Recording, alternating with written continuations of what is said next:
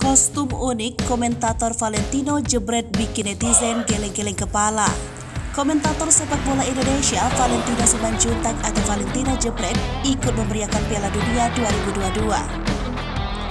Valentino jebret hingga ke Qatar untuk menyaksikan pertandingan olahraga terbesar di dunia itu.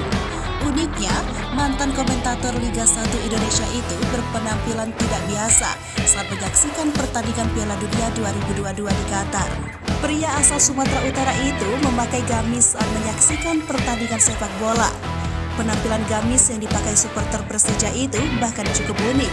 Valentino jebret menggunakan gamis yang dipadukan dengan warna oranye seperti warna jersey Belanda. Motif bagian bawah gamis yang dipakai Valentino jebret juga berwarna biru putih merah. Diketahui, gamis merupakan pakaian yang erat kaitannya dengan kebudayaan pria di Qatar. Valentino pun mengaku bahwa kostumnya kali ini spesial untuk pertandingan Qatar vs Belanda. Penampilan Valentino yang nyentrik dikomentari sejumlah selebriti, Raffi Ahmad misalnya, menyebut penampilan pecinta sepak bola itu sangatlah gokil. Presenter Arie Untung juga kagum dengan kreativitas Valentino. Ia baru lihat jersey Belanda bisa dipadukan dengan gamis.